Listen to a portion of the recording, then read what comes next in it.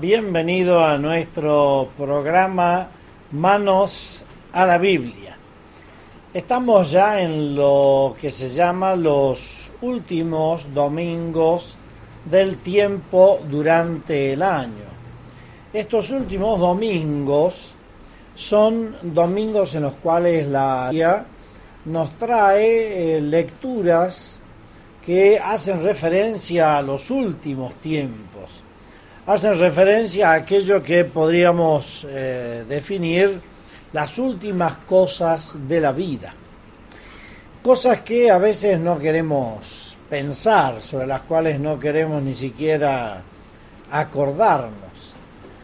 Pero la Biblia dice algo muy importante: piensa en tus últimas cosas y no vas a pecar nunca. Porque claro, cuando uno piensa realmente en lo último, en lo definitivo, se va a cuidar muy bien de hacer cosas que no estén del todo bien. Por eso estas lecturas nos hablan de lo que técnicamente se llama la parusía.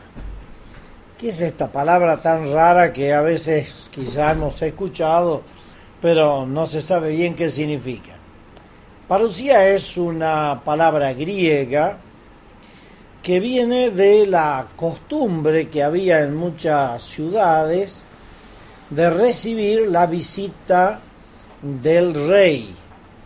Cuando el rey visitaba una ciudad, en esa ciudad se hacían obras, se preparaba todo, había clima de fiesta, clima de alegría, había todo un clima también religioso. En los lugares de culto se hacían muchos sacrificios porque la visita del rey era el acontecimiento que marcaba la vida de esa ciudad o de ese pueblo. Por lo tanto, la palabra parusía aplicada en la Biblia a la venida del Señor significa precisamente eso: el día en que el Señor venga. En la Biblia, en la palabra parusía, en el Antiguo Testamento, figura solamente 4 veces en la Biblia griega o en la traducción griega de la Biblia. Pero en los textos del Nuevo Testamento, la palabra parusía indica lo que estábamos señalando: la venida última del Señor, aquello que en la liturgia de la misa decimos, por ejemplo, ven Señor Jesús, o hasta que el Señor vuelva. Son frases que normalmente escuchamos en la celebración de la liturgia. El día del Señor, como lo llama también la Biblia, o el día de Yahvé, la parusía, la definitiva venida del Señor, tiene como 2 aspectos. Un primer aspecto que indica algo positivo. ¿Qué es esto positivo? La liberación, es el día de la liberación, es el día de la redención final, es el día en que triunfará definitivamente el bien y la verdad. Pero hay también un significado un tanto negativo o un significado crítico. El día del Señor o la venida del Señor, la parusía, indica el día del juicio. Es decir, aquel día en donde cada uno tendrá que ocupar su puesto. El Evangelio de San Mateo, en el capítulo 25, por ejemplo, en el versículo 31 en adelante, nos habla de ese juicio final. Acuérdense de aquella frase de Jesús: tuve hambre, me diste de comer, tuve sed, etc. De modo que los textos de estos últimos domingos, de lo que se llama litúrgicamente el tiempo durante el año, son textos que nos hablan de esto, de los últimos tiempos, de la venida definitiva del Señor. Una venida que en las primeras comunidades cristianas se creía inminente. Particularmente la comunidad de Tesalónica en Grecia, una comunidad evangelizada por San Pablo. Bueno, esta comunidad pensaba que la venida del Señor era inminente. Inclusive encontramos en la carta de San Pedro, contestando una de estas cuestiones: ¿por qué el Señor demora tanto? Porque ellos pensaban que la venida del Señor era ya inminente. Y San Pedro, en una de sus respuestas, dice: si el Señor demora es porque está esperando que ustedes se conviertan. Y San Pablo a los tesalonicenses les dice: miren, no estén ahí esperando que el Señor venga. El que no quiera trabajar, que no coma. Porque algunos tesalonicenses habían interpretado esto de esperar la venida del Señor como sentarse a esperar, ¿no? Sin hacer nada. Y San Pablo dice: no, el que no quiera trabajar, que no coma. O sea, la esperanza de la venida del Señor no nos tiene que paralizar, sino todo lo contrario, ayudarnos a preparar esa venida. Entonces, lo que viene a cuenta en estos textos de este domingo es precisamente ver cuáles son aquellas cosas realmente importantes, aquello en lo cual tenemos que poner el esfuerzo, el empeño. Para ello tenemos un primer texto que es del libro de los Proverbios, un libro lindísimo. Mire usted, si tiene un rato, tome el libro de los Proverbios, que está dentro de los libros que se llaman sapienciales, es decir, libros que están que recogen la sabiduría del pueblo. Este libro de los Proverbios es fantástico porque tiene algo así como lo que nosotros llamaríamos el refranero. Este refranero, ¿qué es en nuestra cultura? Y es la sabiduría popular que está plasmada en refranes. Por ejemplo, a ver, acuérdese de un refrán: a caballo regalado no se le miran los dientes. Es un refrán. Sabiduría popular: si te lo regalan, no hagas tanto lío, no pretendas exquisitez en el regalo, ¿no? O por ejemplo, ese otro: más vale pájaro en mano que 100 volando. Bueno, más vale algo que tengo ahí a mano y no quedarme con el deseo de las cosas que yo quisiera, ¿no? Más vale pájaro en mano que 100 volando. Sabiduría popular. En la Biblia, esta sabiduría popular, en forma de masal, se llama así, masal, de proverbio, está precisamente en este libro, el libro de los Proverbios, que recoge en una especie de síntesis un montón de proverbios de distintas categorías. El proverbio que leemos, o el texto que leemos en la primera lectura de este domingo, es un texto que se refiere a la mujer.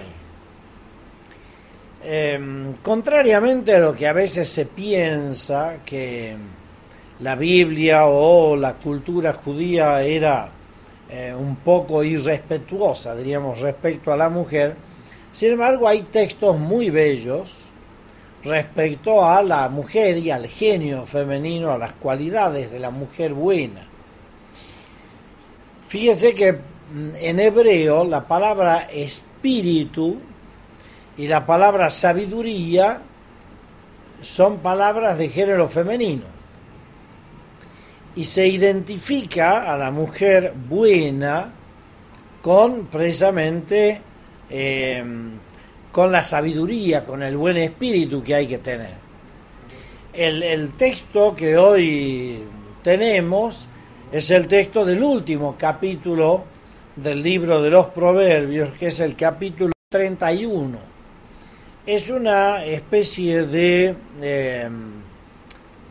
acróstico, ¿no? Diríamos en castellano. A ver, para que lo entendamos, como una suerte de poesía que sigue las letras del alfabeto hebreo. como cuando se hacen poesías, por ejemplo, con las letras de un nombre, qué sé yo, María, ¿no? Con la M empieza el primer verso, con la A el segundo verso, con la R el tercer verso. Algo así es este texto, que es del capítulo 31 del libro de los Proverbios. Lo vamos a leer, no está todo completo, sino algunos versículos. Es el capítulo 31, versículo 10. Del 10 al 13 en primer lugar, después del 19 al 20, y luego los últimos dos, el 30 y el 31. Pero escúchalo con atención, que va a ver qué lindas cosas dice. La mujer fuerte, ¿quién la encontrará? Vale mucho más que las perlas. En ella confía el corazón de su marido y no tiene nunca falta de nada. Le proporciona siempre el bien, nunca el mal, todo el tiempo de su vida. Ella se procura lana y lino y hace las labores con sus manos. Toma la rueca en sus manos y hace bailar el huso, lo que hacían las mujeres tejiendo. Tiende su mano al miserable y alarga la mano al menesteroso.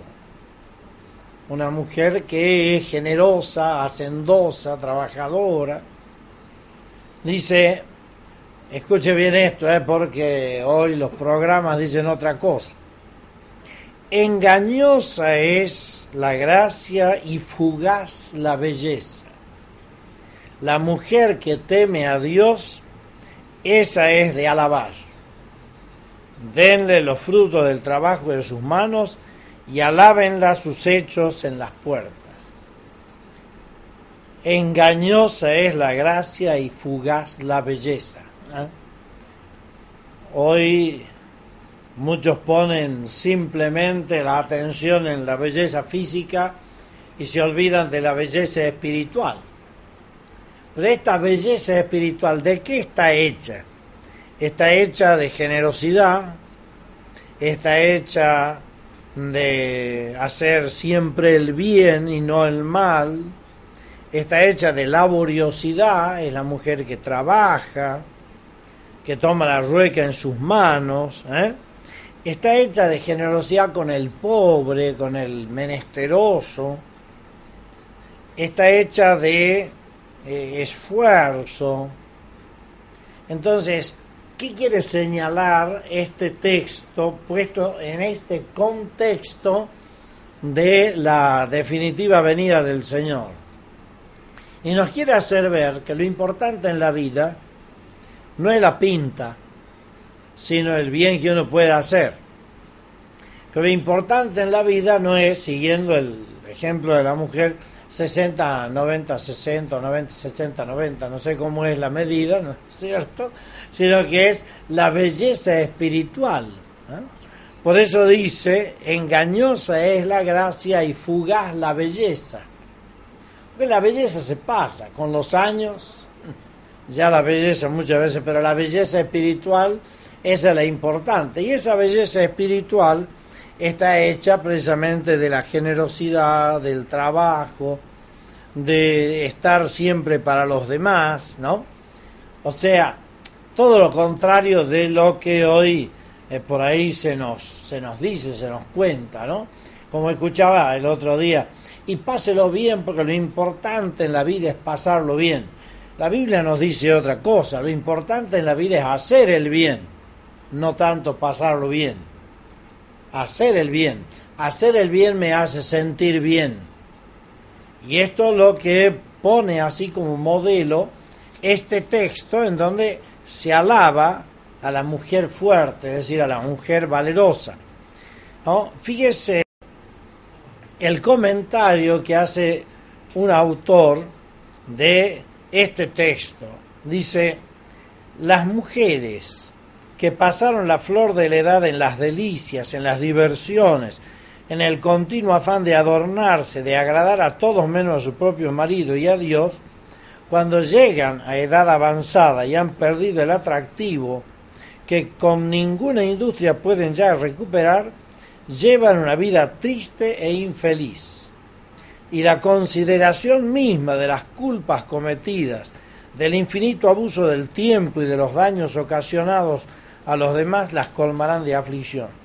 Por el contrario, dice este autor, la mujer fuerte, principalmente en aquella edad, está alegre y contenta, porque se acerca el día en que recogerá el fruto de sus fatigas y de sus buenas obras. Qué interesante el comentario, ¿eh?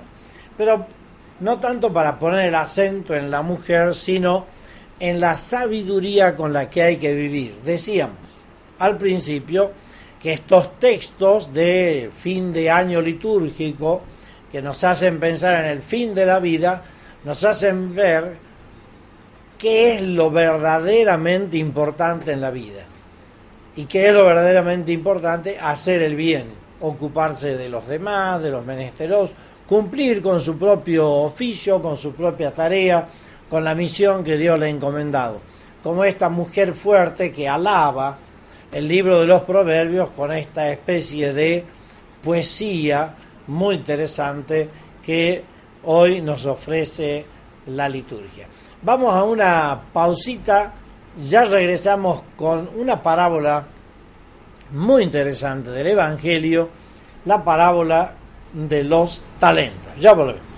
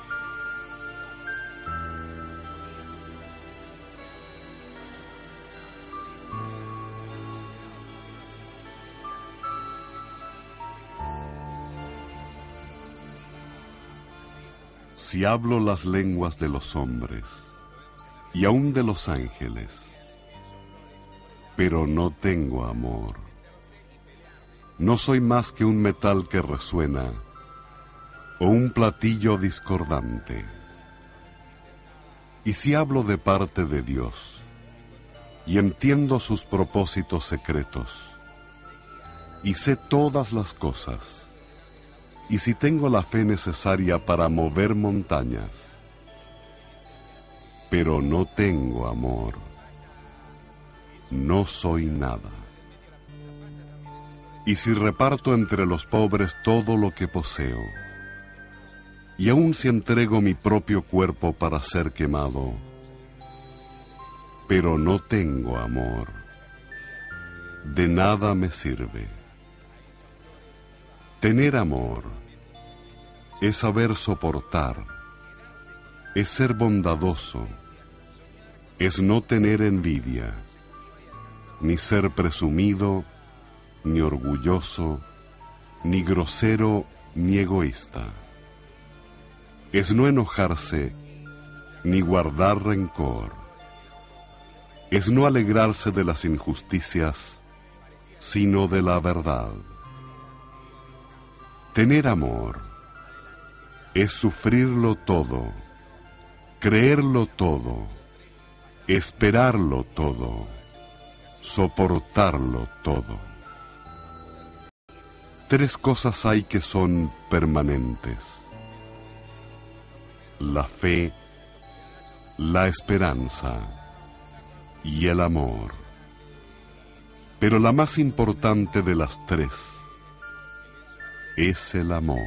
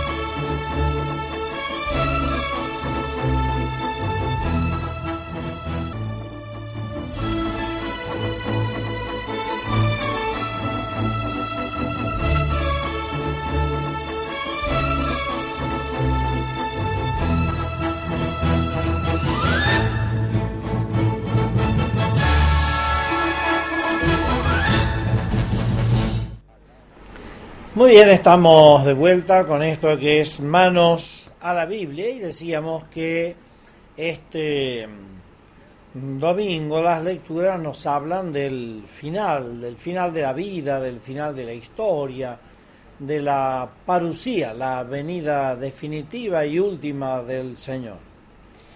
La parábola que hoy nos ofrece la liturgia es la que así se llama, parábola de los talentos.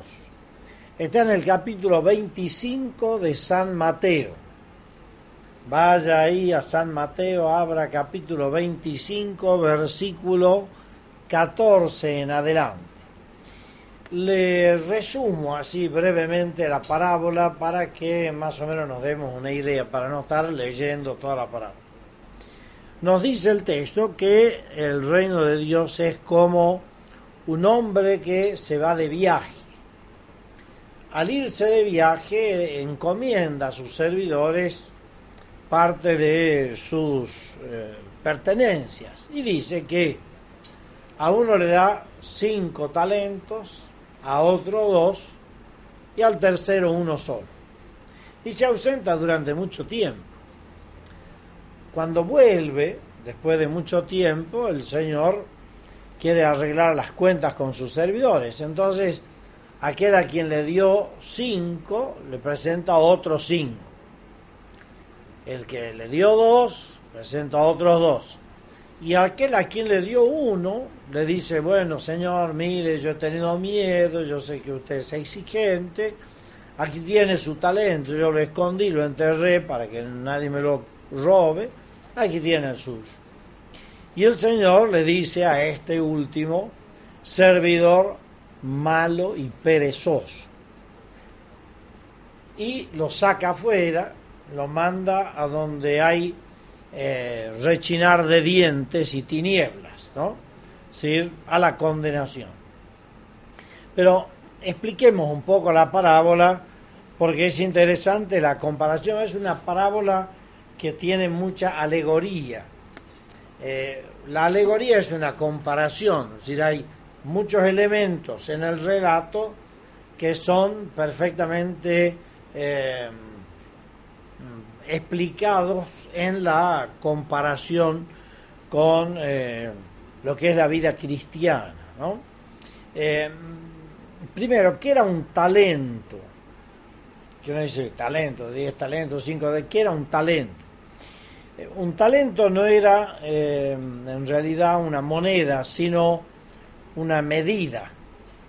Era la medida equivalente a 42 kilos. Es decir, equivalía más o menos en dinero a unos 6.000 denarios. Acuérdese usted que cuando hablamos del denario decíamos que el denario era el sueldo de un día, 6.000 días de trabajo.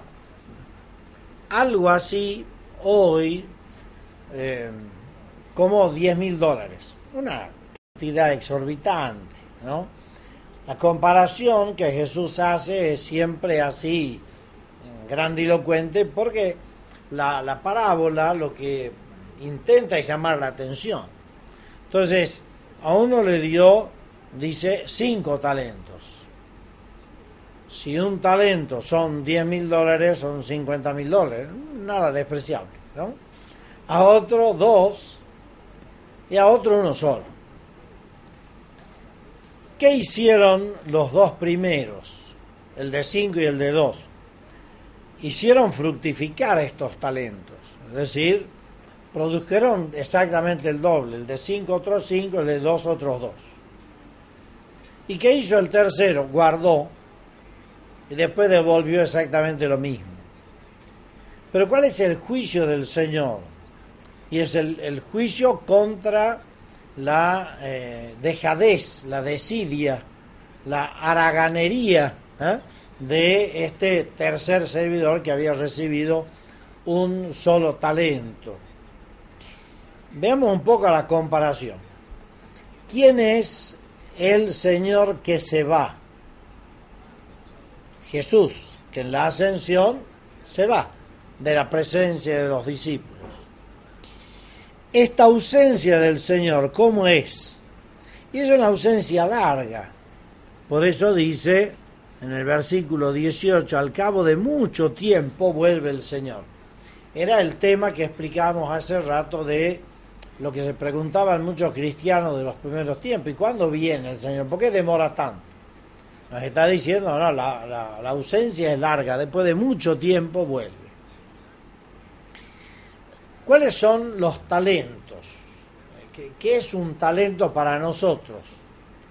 Y los valores religiosos, los valores morales, las cualidades, las capacidades que cada uno de nosotros ha recibido gratuitamente, porque nadie ha comprado sus capacidades, nadie ha conseguido en la esquina sus dones, aquellas cosas para las cuales está capacitado.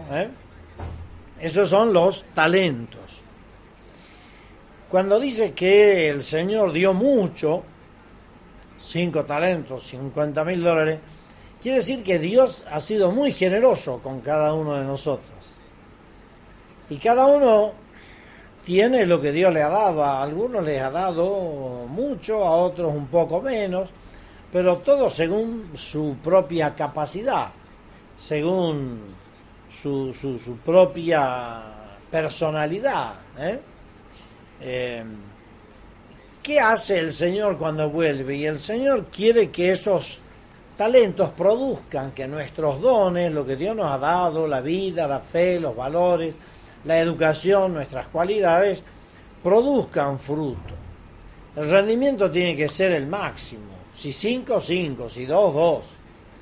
Y fíjense que el Señor luego recompensa con abundancia, ¿no? Al que ha traído otros 5 lo felicita, le dice: siervo bueno, fiel, has sido fiel en lo poco, también vas a ser fiel en lo mucho, entra en el gozo de tu Señor. O sea, le da la felicitación y el gozo de estar con el Señor para siempre.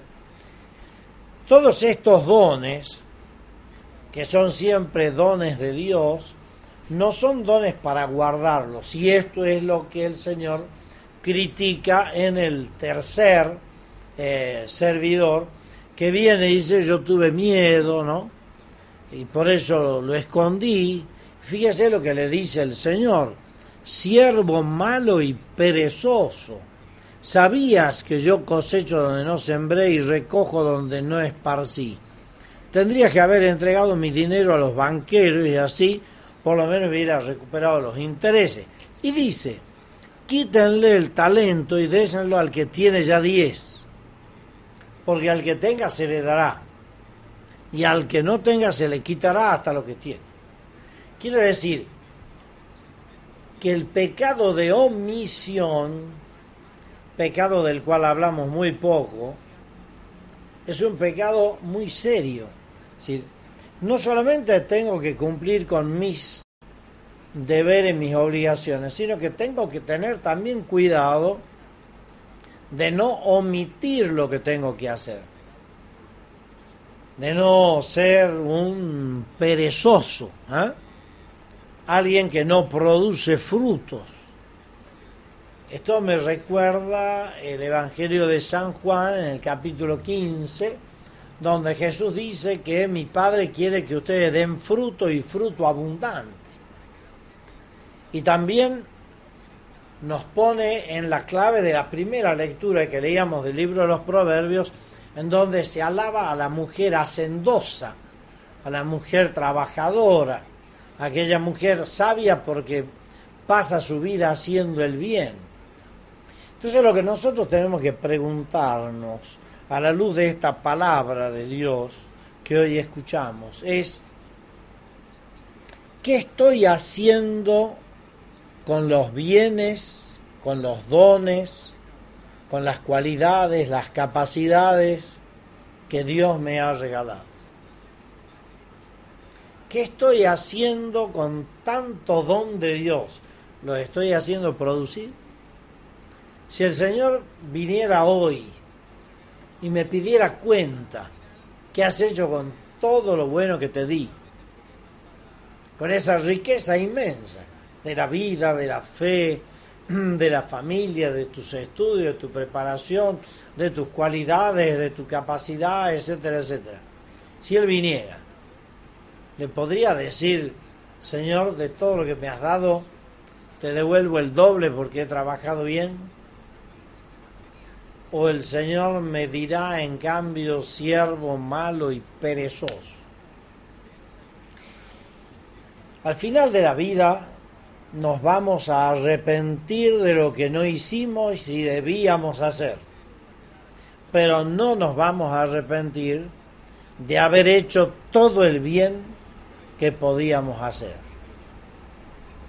Para pensarlo, ¿no? Hasta aquí llegamos. Que nos bendiga Dios, que es Padre, Hijo y Espíritu Santo. Amén. Hasta la próxima, si Dios quiere. Muchas gracias.